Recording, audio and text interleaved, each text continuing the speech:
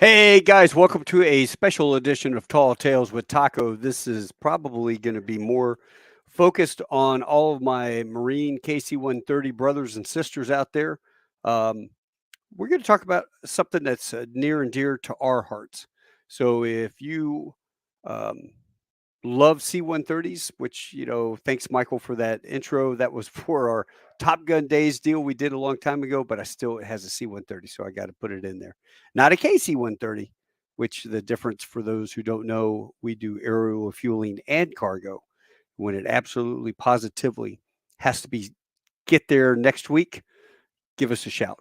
But we do a lot of stuff with this versatile airplane. Now, the airplane, the KC-130, has 4 engines, turboprop, goes around the world. It was probably one of the safest airplanes ever made, and it's a workhorse kind of like akin to the DC-3. Unfortunately, through the years, we've had a couple incidents where we've lost some aircraft and their crews. What we're doing right now is we're trying to build the funds and momentum to get a memorial for our fallen crews and put that in. And so what I have is today I have Makata, I've got Matt, John Williamson, Johnathan Keene, Dave Baggs Harsh, and Alan Stinar to join us. And they're going to come on and talk about this special project that they're putting together. It's a fundraiser. If you have a chance, you want to donate, we would love it. They're going to tell us how to do it. I'll put the link up on the show there so people will be able to help with the memorial. If you're part of the C-130 family, this might be something that if you're a wife, for your husband's Christmas present, you buy him $100 brick for the memorial or something like that. Without further ado, though, I'd like to bring everybody on to the stream. Guys, it's going to be crowded, so let's kick off here. How's everybody doing, first of all? Super. Very well. All right. Doing great. Getting this many Marine 130 guys into one chat is dangerous, first of all. But I'm just going to sit back. I'm going to play kind of host. I'll let you guys talk. I know Johnathan is the pretty much the lead on this kind of project manager. But first of all, I want to go through the top. Alan, go ahead, introduce yourself, everybody. Then Dave, Matt, John, Johnathan. So, Alan, go ahead. My name is Alan Steiner. I served in the Marine Corps for 10 years as a KC-130 engine mechanic, and I also created the Marine Battle Herk project, as well as I serve as the historian for the Marine Corps Air Transport Association. Outstanding. Baggs? Oh, I'm Dave Baggs Harshberger, Baggs being my call sign. I'm a retired CW04. I spent 21 years in the Marine Corps, 20 of it flying KC-130s out of Cherry Point, actually all the squadrons except for 352. And I've been the president of Makata for the last 2 years.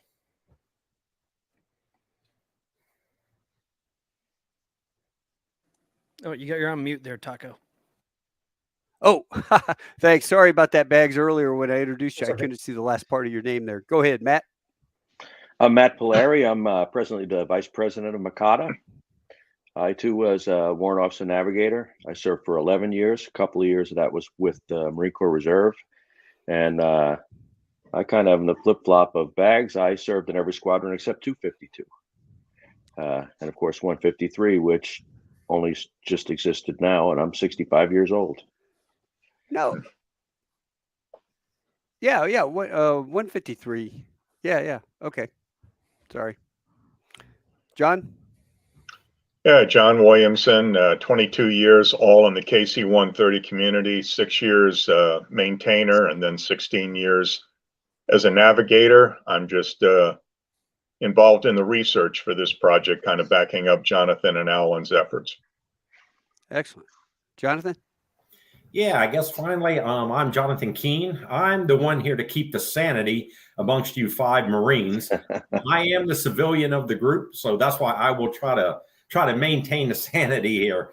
I guess I'm kind of the main reason we're here, and I'm sure we'll get into that here shortly. And I'll turn it back over to you, Mitch.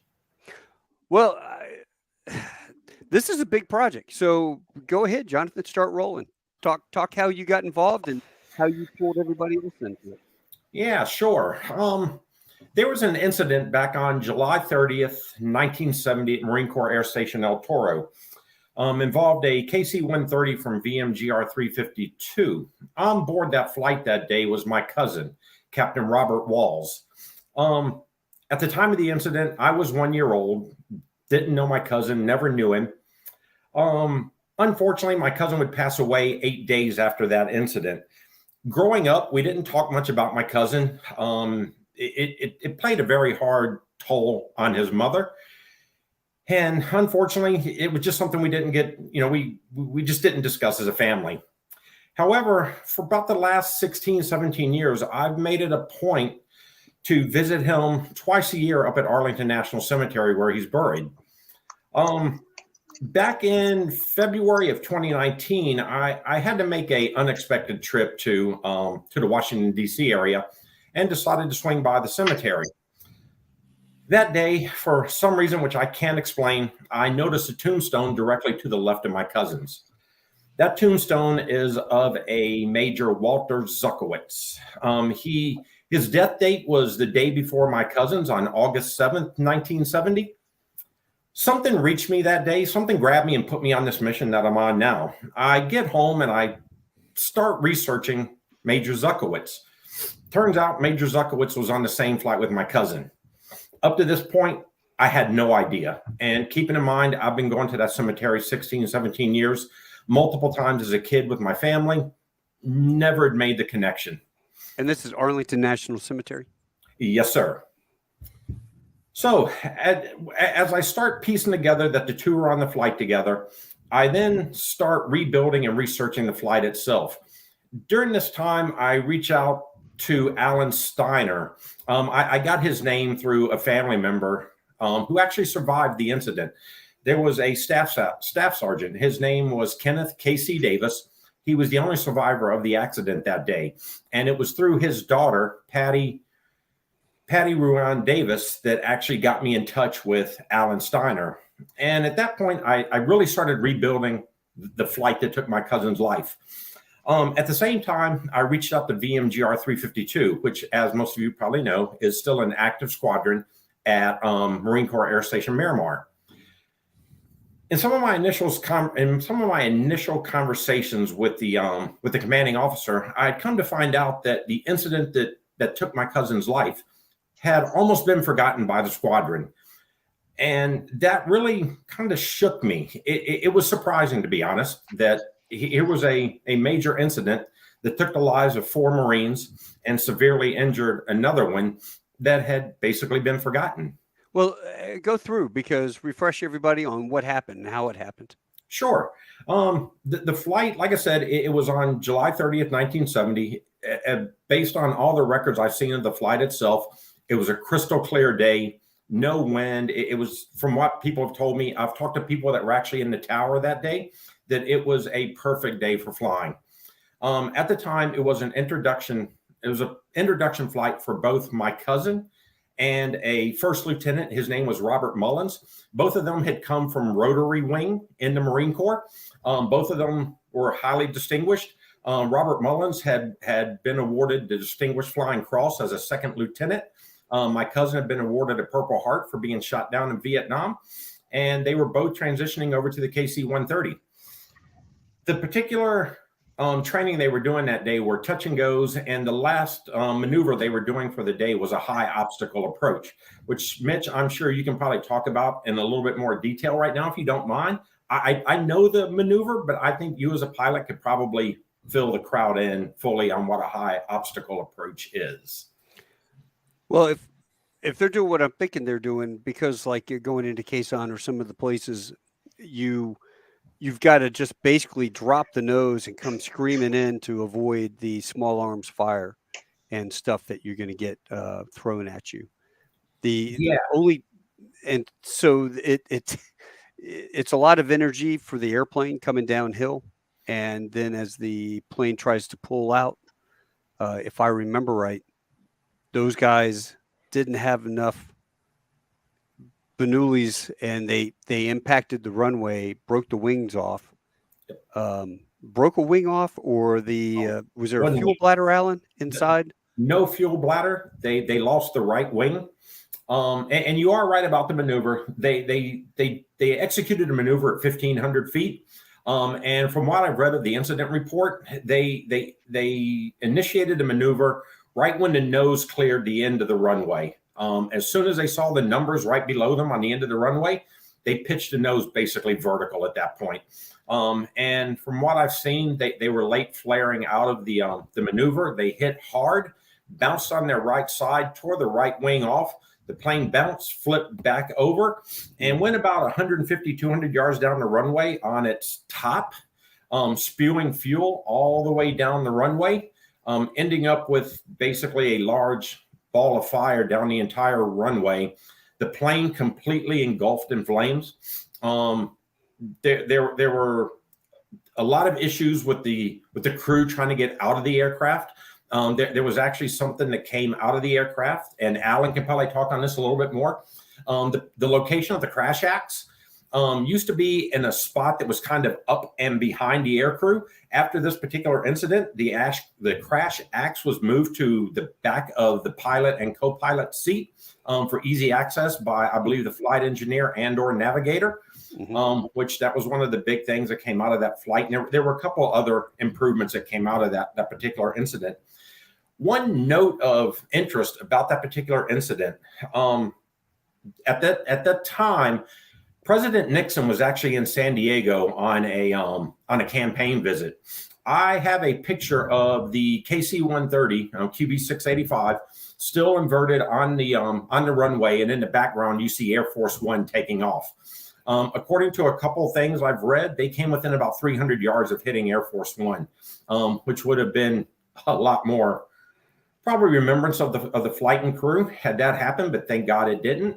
But yeah, that day after that day there were four people lost: Major Walter Zuckowitz, Captain Robert Walls, my cousin, First Lieutenant Robert Mullins, Corporal Kenneth Metzdorf, and the only survivor of the flight was Staff Sergeant Kenneth Davis, who unfortunately passed away December 25th of 2013.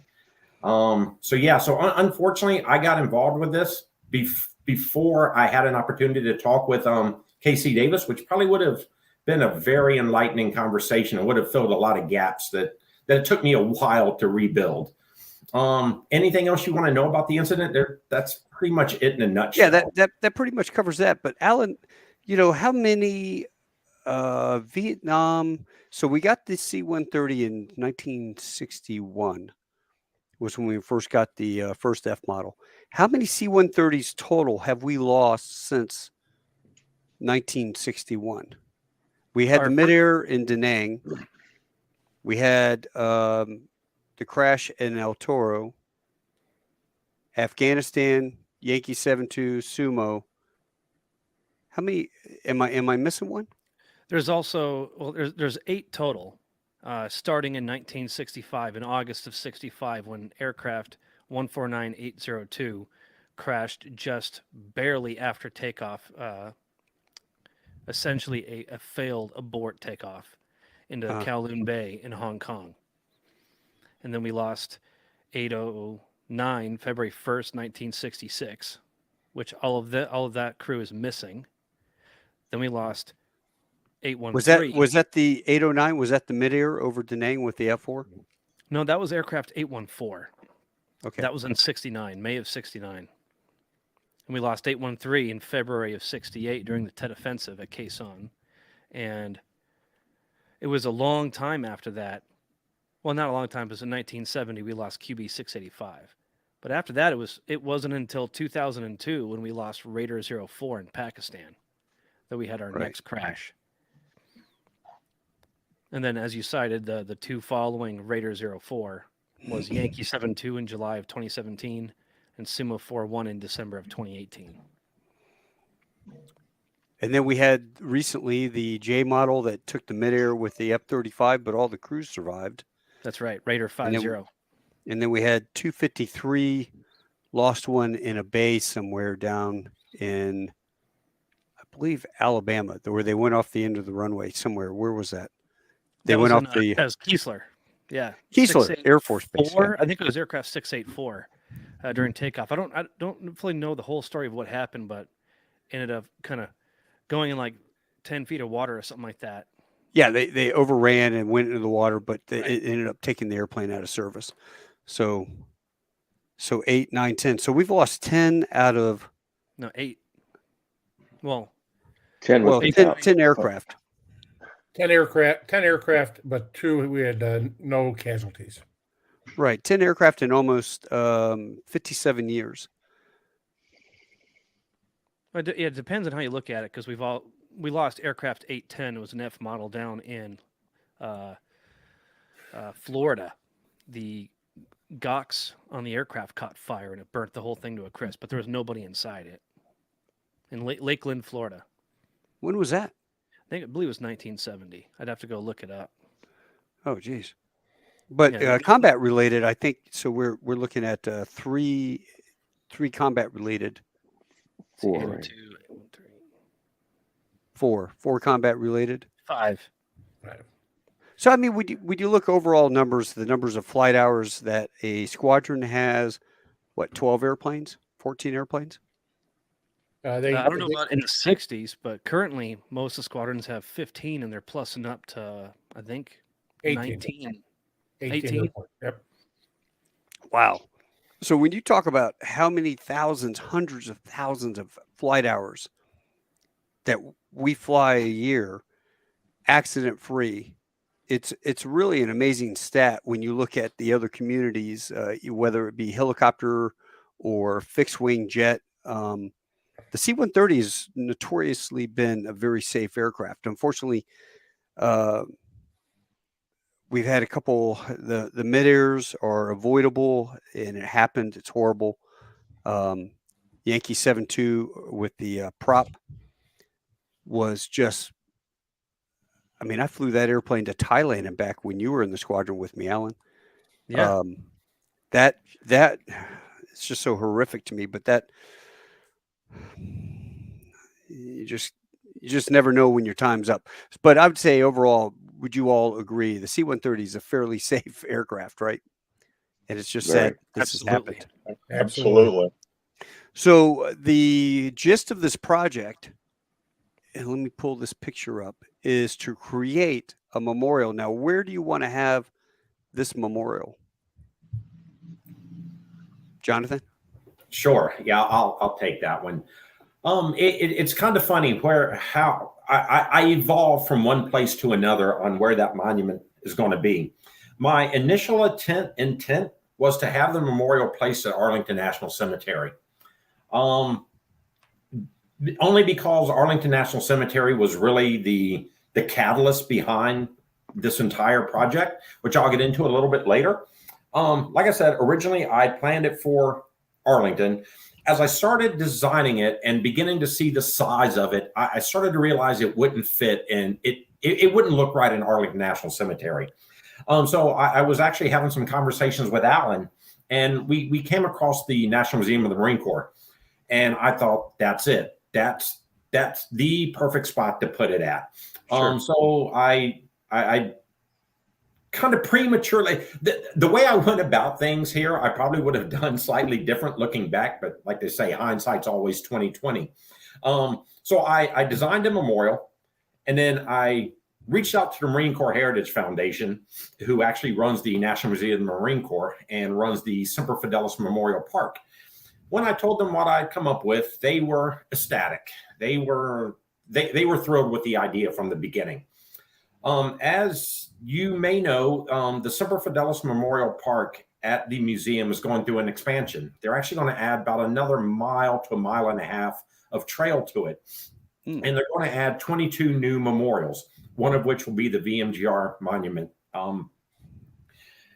One thing about the museum, which I've learned a lot talking with Alan and a couple of the other Makata guys, the KC-130 really is a workhorse for the Marine Corps. I mean, it does everything.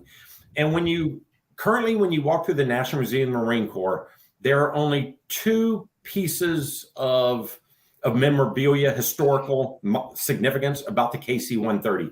One is a picture kind of hidden on a wall as you're walking through of a KC-130 taking off. The second one is the uniform of Katie Higgins, who was the first Blue Angels female Fat Albert pilot. Her flight suit actually hangs in the museum. The funny thing about it is the only place you realize that that flight suit has anything to do with the KC-130 is the name tag on her uniform.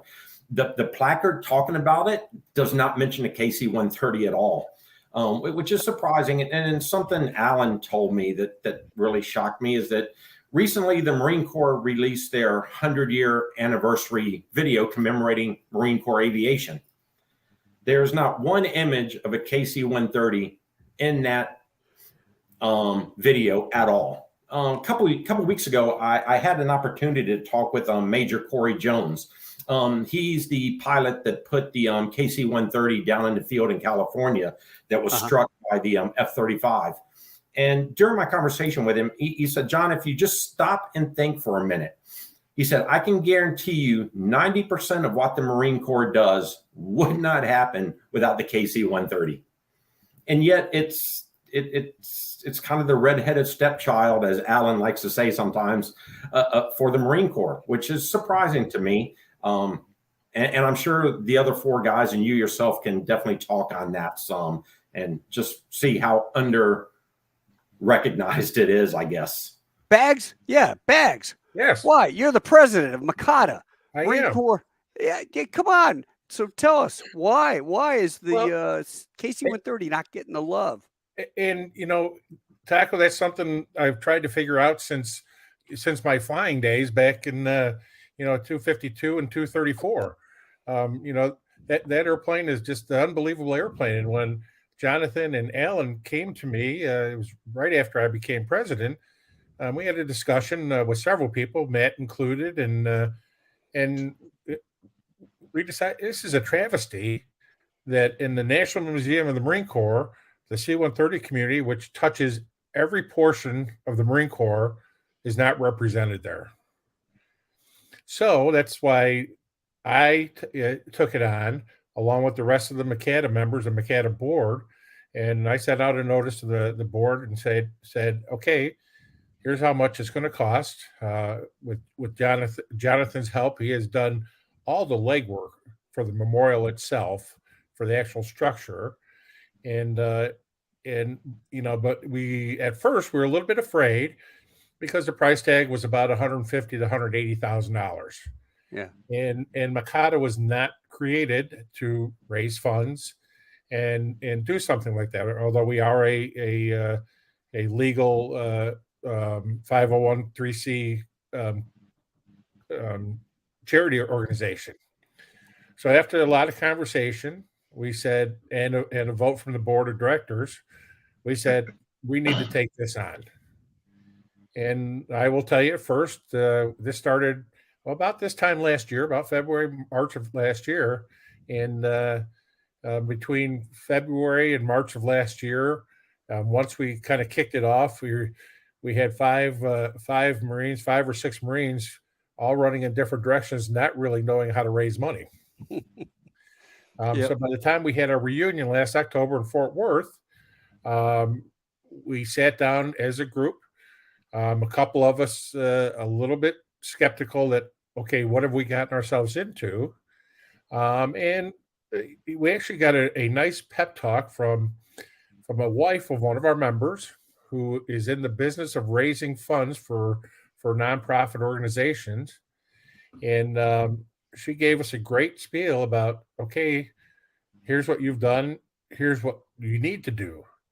And Taco, I will tell you from that time on, at the reunion, Johnathan gave a spiel to the whole, all Makata members who were at the reunion, which I think was about 160 people at this reunion. We had one of the wives of one of the air crew that we lost down in Tennessee on the airplane out of New York, who we talked to. And after Johnathan gave his talk about how it's all started, the momentum really started to roll. Sure.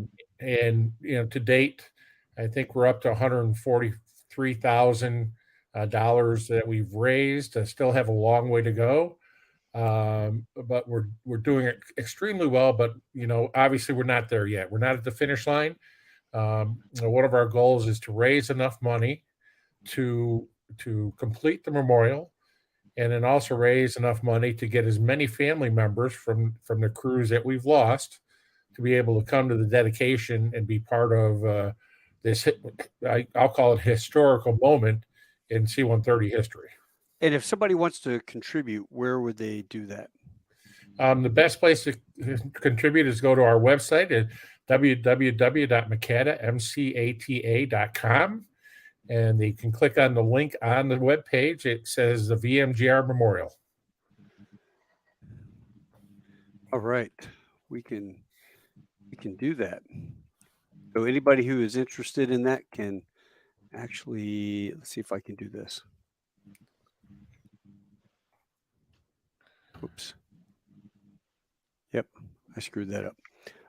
Anyway, we'll put that in. And there are several different ways that people can donate. We have a brick program.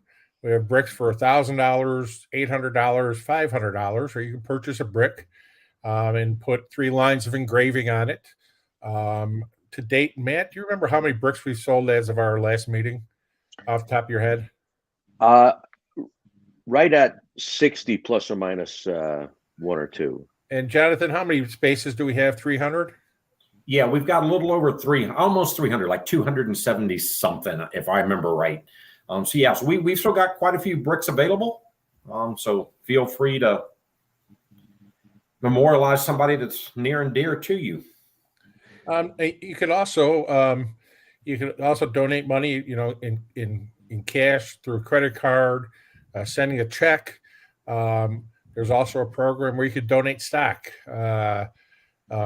directly to Makata, and there's all those directions on how to do all those things will be found on our website. Okay, so we'll put that up there. We got www.makata.com VMGR Memorial. So if somebody would like to make a donation, which is tax deductible, correct, then they can do that. I was looking at it, and that looks nice. But you know what you really need? You need to find an old F model prop and have it in the back. So you got all the blades coming up the top and down the sides. Like a real one? Yeah. I mean, there's got to be an old prop somewhere. I mean, I know where a bunch of them are, but they're about 250 pounds a piece.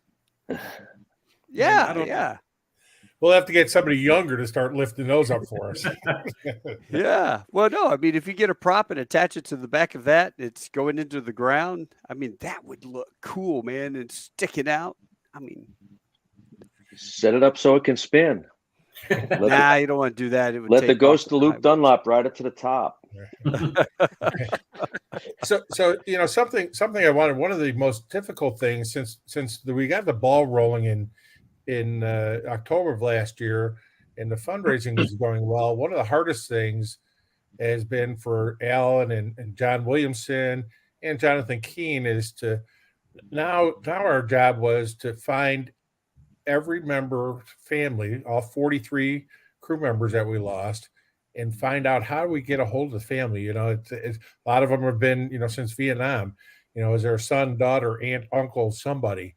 And I will tell you that between Alan and Johnathan and John Williamson, and also Matt has also done a great job of collecting all these names. Now we still don't have all of them yet, but we're still working on it. Letters to all these family members going to go out by the 1st of March, letting them know what we're doing. Some of them know who have been involved with the project. Some wives of crew members we've lost have know about it, but especially the Vietnam era airplanes and before, trying to find the right people to send a letter to saying, hey, we're doing this project. And it's for you guys. It's not for us. It's not for the Marines. It's for the families who, since they've lost their loved one, have not seen any recognitions for the price that their loved one paid. Have you approached your local DAR chapter? Because they are fantastic researchers. Those guys will get on Ancestry.com. They'll go down the list. They'll find you all the relatives of that person. That's a question for John or Johnathan. I know John Williamson has been heavily on Ancestry.com. I think we stand a real good chance of 100% contact. I think we're easily at 85, 90% once Dave gets the letters out. And John, what is the reaction of the families that you communicate with? Well, the families we've communicated with are just unbelievable that we're doing this. And there's just a handful of the families we've talked to so far.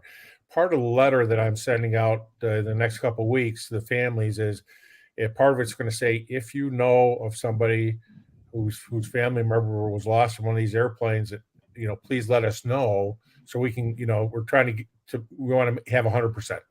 Mm-hmm. That's good. And John, how about you? Have you had some good interactions with some of the family members? No, what I'm doing is finding addresses of families. You go back to Vietnam, the crew members that we lost, and in many cases, they have no surviving spouse, brothers or sisters. We're looking for siblings, maybe, or first cousins in some cases. But I am not directly talking to these people yet. We want the letter to go out from Dave, the president of Makata, let them absorb that and then go from there. There's been a couple of exceptions. I know Alan has had at least one phone call, and I think Johnathan has had a number.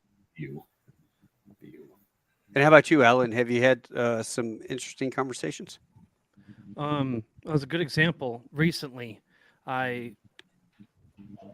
so with the Battle Herk project, I've known about the crash of 813 for as long as it's been around, for 13 years now.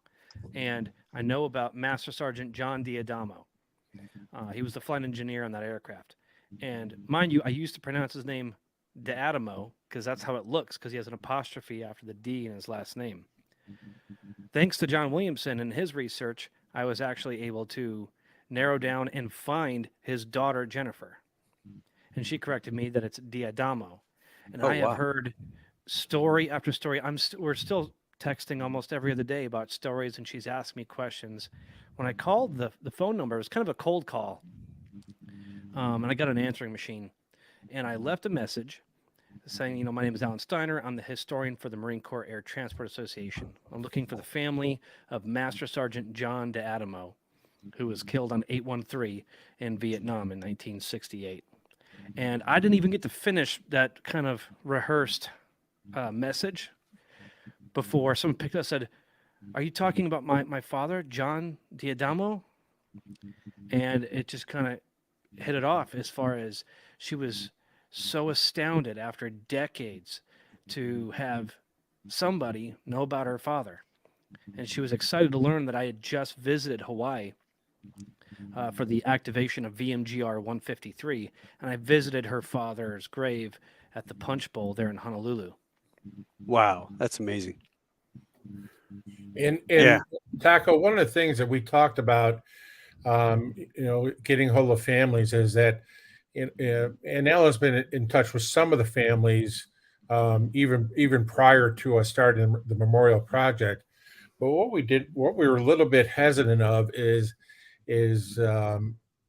doing a cold call to somebody and they're not sure who we are and are we really real. We're not looking for any money from them, but we all know how we get these cold calls and these kind of things from people, and so we want to make sure the letters get to them first, and then we'll start getting responses. And if we don't hear from them, then we'll start picking up the phone and saying, "Hey, we sent you a letter back on this date."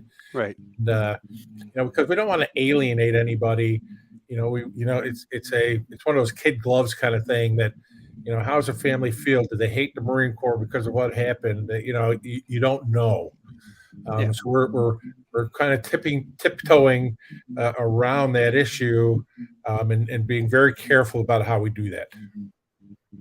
All right. Well, it sounds like you guys have got it under control, and you're doing all the right things. We do Purple Hearts Reunited and return lost medals of valor to the families, and the DAR folks are fantastic in terms of going down and researching next of kin that we need, and this is all the way back 80 years ago to present.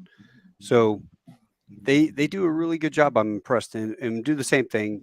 Zach calls them up, and Cole calls them, and at first they think it's a prank or whatever. Why would you want to give me this medal? What do you want? You know, we don't want anything. We just want this to go back to your family. So in this case, to be able to, show them the love and respect and a place that they can take their kids is just a fantastic idea. And Johnathan, go ahead. I was just going to say, Johnathan could talk about with his research and with his contact with the Marine Corps Heritage Foundation, how many people go through the museum every year. So, Johnathan, why don't you take it there about the museum? Yeah, sure. Pre-COVID, the National Museum of the Marine Corps would see roughly about 1 million people a year. So that's roughly 1 million people a year that's now going to know about the VMGR squadrons. They're going to know about the sacrifices of the squadron. And there's going to know there's 43 names that made the ultimate sacrifice for our country. I want to kind of piggyback onto what Alan was talking about earlier. I've had the opportunity to get to know quite a few widows, Gold Star mothers, Gold Star fathers, Gold Star brothers and sisters over these last 4 years, give or take. And there's one thing that I have heard repeated time and time again. And that one thing is, I never want my loved one to be forgotten. And I've heard that from the widow of Lieutenant Colonel Kevin Herman, who was killed aboard Sumo 41 in 2018. So that's how recent this goes. And I have talked to families back in the 1970s and 60s crashes. And it's the same thing. I do not want my loved one to be forgotten. This memorial gives that opportunity now. These men and one woman will be forever remembered, and their name will be etched in stone. Well, let me ask you this. Looking at this photograph, how are you going to do this? Is it a memorial? Unfortunately, I hate to say, there could be future incidents. So is there enough room to be able to include any future crews on there? Yeah, I'll definitely talk about that and the layout of the memorial itself. We'll talk about the layout now. I've got it up. Okay, excellent. Okay, on the front of the memorial, which we're looking at right now, what I did was I listed the 8 aircraft, their bureau number, the squadron they were associated with, the date of the incident, the number of air crew, and the number of passengers on board that particular flight. That was something I struggled with very early on, was what do I do with the passengers? And because, as I said, that there's 43 air crew and there's 68 passengers listed on the back of that memorial, which I'll get to in just a second. Initially, I wasn't sure what to do with the 68 passengers. So I talked to Alan, and Alan and I came up with, well, this is the VMGR memorial. And it's hard even for Alan to find all the passenger names. So what I decided to do on the reverse of the memorial, which you don't see in this picture, is once again, I list the bureau number of each aircraft, and then I list the name and rank of all of the VMGR air crew killed aboard that particular incident. However, there's one name on the back of the memorial that his aircraft is not listed on the front of the memorial. His name is Corporal James Balcom. He was killed when a flare ignited inside the aircraft, unfortunately killing him in that incident and severely wounding another Marine. Luckily, the plane did make it home, which is why the plane is not listed on the front of the memorial. However, like I said, his name is on the back. Now, if you'll notice the image you're looking at right now, you'll notice there's a black section between the last upper line of text and the 4 lines of text right above the image of the 2 KC-130s. This was something I struggled with early on. When I originally laid out the front of the memorial, I had that space there. But on my second revision, I actually took that space out. That space is there for any future incidents. Like I said, I originally took that space out because I don't know. I had this conception that, maybe I was throwing some bad luck into things. It was just, just some things that run through your mind. And when I originally submitted my design to the Marine Corps Heritage Foundation, I did not have that space there. They came back to me and they demanded that the space be there. So I've got enough room to add 4 more aircraft to the memorial. And the way the memorial is constructed, that information can be added in the field there at the Semper Fidelis Memorial Park. So the monument doesn't have to be taken apart or moved off premises to have that work done. So yes, that's what that blank space is there for us for. And I pray that we never have to use that space. I hope that space stays blank for eternity. Yeah, me too. Wow. Well, I'm really impressed with what you guys have come up with and what you're doing. So I tell you what, if there are any parting words that you guys want, I will let you guys go ahead and give your pitch. And I had to mute Matt. Matt's getting a little bit of feedback from his audio. Matt, do you have anything you want to pass on? Well, I just we're finishing up the fundraising now. It's going to take us a few to several more months. We still need almost $40,000. So we certainly are happy to take donations, and I appreciate you passing along that information to your viewers and listeners. We're trying to get the word out to other veteran service organizations because we would like to see, for example, Gold Star Mothers and those type of organizations at the dedication, because some of these families maybe have never met those organizations and gotten that type of support. We're trying to publicize the event in various places in the whole veteran and military universe or space. There was an article in the Marine Corps Times. So we're trying to get the word out, and we're going to employ what we call the hometown strategy and try to get the word out to the different veteran service organizations in the home states of our 43 Marines, so that their home states can be proud that we're honoring their Marine. That's really important for the families and the hometowns in their states.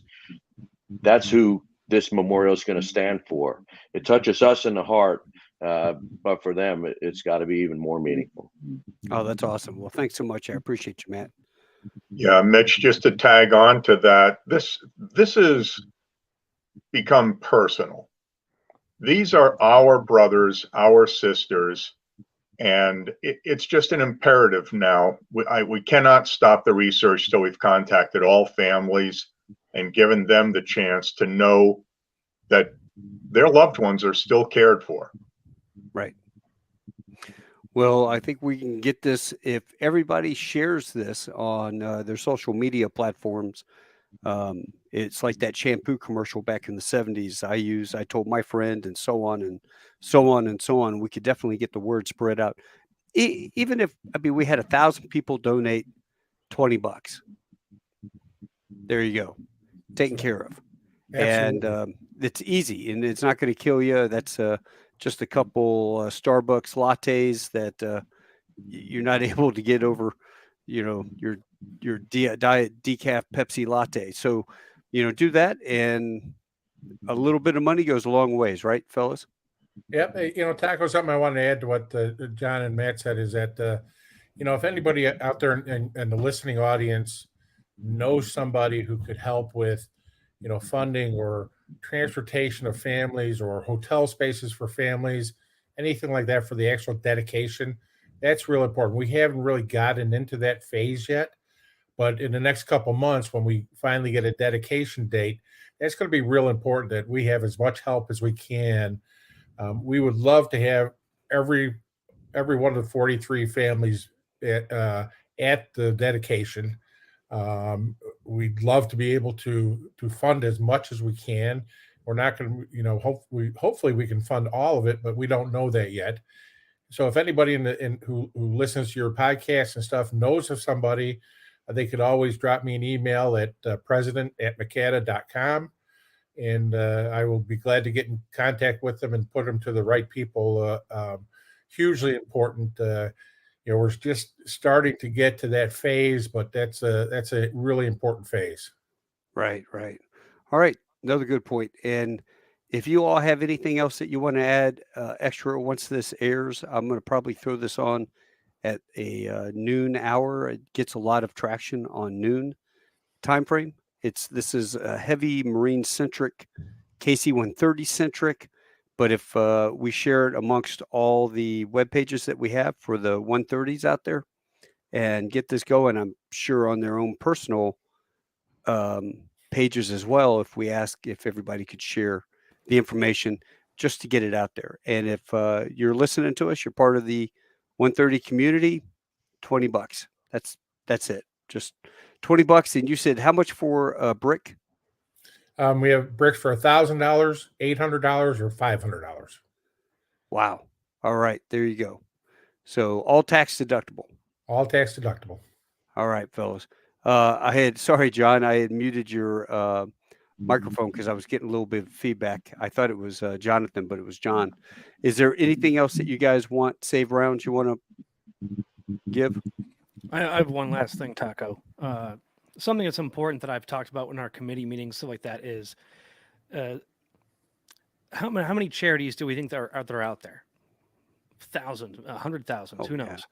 Yeah. The big thing when it comes to any kind of charitable work is why you? Why choose this one versus that one? We really need to answer why, and I think we have, because in the way we present it, one of the things that wasn't talked about before was not just the memorial, because to be honest, and this is just my opinion, we have plenty of stones that have their names carved in them. It's not about that. It's about the story of who they were, that they were more than just a number. Right. They were fathers, they were sons, they were scout leaders, they were remarkable at playing the ukulele and stuff like that. They were, the stories I've heard, we don't have the time for it. They were the most wonderful dancers, and they told the worst dad jokes of all time. And you think about this in one way. Today, and you've dealt with this, Mitch, today, the kids, the Gold Star children of today, are fortunate that we have so many programs out there to help them, like TAPS, the Snowball Express, and a lot of these other groups that help bring them together so that way they don't feel alone in the world. Right. The Gold Star children of Vietnam in our community, I've heard this more than 11 times at least. They went to school growing up thinking they were the only one who lost their dad in combat. Right. They didn't have that. And it wasn't talked about. Family members would come home and they'd throw their sea bags in the closet and never speak about it again. Or it was something that, just we don't talk about that. It's dark. It's tough. But now many of these families are very curious about this memorial. And some of them are super excited, hoping that other families go because they want to meet the other kids from those Marines. Right. And talk to them and, not just about the crash and what their life was like, but just to see that somebody else truly knows what they went through. And this is what that provides. And on our website, I know we're starting to work on it, we'll have the biographies of each of these men and women pertaining to Sergeant Winters. I'll have a little bit of biographical data about them. That way it's more than just a name chiseled in stone. Right. Well, we're going to get this stuff going. What about some sort of interactive Q codes where they could do a Q code and that'll take them to a website that would have the biographies of all the people that you're able to load up with photographs and biographical information? It's one of the things that we're going to kind of look into. We haven't really asked the question in the museum yet, but next to many of the memorials along the Legacy Walk is actually a small pedestal that gives like a small description, and we want to look at see if we could do the same thing. And like you said, it could have the QR code on there. Something that if there's a QR code, they're able to pull up and it will go right to a website. Scan it and then look at it. And that way we also have the blog on the website. That way, if people who knew any of those guys, they could share stories. Yeah. I can tell you, Jennifer Diadamo has searched all across the internet for her entire life, looking if anybody left any comments about her dad. She's looking for that. And this will kind of help facilitate where they might be able to find a new picture, a new story. Yeah. You know, and with Jennifer Diadamo, she knows all the stories about her dad at home. Yeah. Her mother never held those back. But what about life on the road? You know, many of us have experienced that. Like the families know what we were like home, but did they know what life was for us on the road in Afghanistan, in Iraq, in Vietnam? You know, if those stories aren't shared, they won't be able to hear them. Sure. Well, between all the fellow crew members that they had out there, there's got to be some guys that have some photographs or have some stories that they could publish. True, but as I think you and I have both experienced, it can be tough. It's especially with Yankee 7-2 and Sumo 4-1. I lost friends on both of those planes. Yeah, it can be real tough. Well, and for some of these people, they don't want to talk about it. John Gray came home from Vietnam in the 70s and never, ever spoke about Vietnam to a single person on Earth for 50 years until he called me on the phone looking for Master Sergeant Polinsky's kids. He wanted to talk to them because Top Polinsky was like a dad to him. Boy, that's a long time to bottle that up. Yeah. Well, maybe this will help. I really hope it does. And gentlemen, I can't thank you enough for your volunteerism and what you're willing to do, the amount of hours required to accomplish something like this. So big Marine Corps hoorah. Johnathan, you may not be a Marine, but we'll make you an honorary Marine within our group. How about that? Thank you, sir. And there's something I do want to speak on about that. This group has been amazing to work with, and how accepting of me to carry their legacy on has been amazing. I have made friends here, and I've told all of these guys this. I have made friends here that I will have until the day I'm in the ground. And I have learned so much over the last 4.5 years about my cousin, about the squadrons he was in, the men he served with, and the people that have come after him. And this has been a journey that I am so glad that I have been able to do, and to give these guys the legacy and the recognition that they all truly deserve. Yeah. Well, outstanding. The only person we're missing here is Jacob Cobb, right? Yep. So what that guy motivates the hell out of me, all the stuff that he's done, especially when he did the car project. Holy Raider crap. Mobile. Yep. Raider Mobile. Yeah, that thing came through the house. We did a big party here, all the people. It was a blast, and that car is gorgeous. So I'll tell you what, for everybody else here, there's something just strange about calling Taco, confirming like the address to his house to drive the car there. And he said, hang on a minute, we'll put the car in the garage. I just got to move my tank. That's not what he said, but he said the rabbit, but it's a tank. Yeah, no, the fox had to move. It's a fox, but it looks like a baby tank. It's got a cannon on the it. ferret. I think I had to move the ferret to get the ferret. Yeah. To get the car in there. Yeah, that's what I was actually out working on today. So, gentlemen, you guys have a great one. I will catch up with you, and I hope this helps. Let's tell everybody to share this program if they can, and I will post this.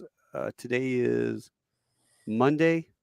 I'll throw this probably up tomorrow as a special, and throw it up around noon. So you guys have a good one. You take care, and until I see you at the memorial, adios, hasta luego, sa wiedersehen, tschüss. See you guys. Taco, thank you. Semper Fi. Semper Fi. See you. John, I got you unmuted. There you go. Semper Fi. Yeah, Semper Fi. Now, John, hey, the good thing about doing this today is you figured out how you can do a visual deal. Now you can join the Zoom Yeah. meetings and see you in Now person. there's no place to hide. Thanks. Yeah, All me, right, you guys. me and John are always a little bit afraid that when our face shows up on these things, the camera's going to break, the computer will break. Yeah. No worries. Well, listen, I'll bring you guys all off, and you all have a great night, and we'll catch up with you in the very near future. And Thanks, Taco. keep posted with the updates Thank you. in the comment sections. Anything you guys want to add, feel free to put it in the comment sections of the show when it goes on. It'll go on YouTube, on Tall Tales with Taco Bell on YouTube, and also Facebook. And then, Alan, if you don't mind sharing it throughout all the different communities, that would be awesome. All right. Sounds good. All right. See you guys. Hoorah. Hey, thanks. Take care.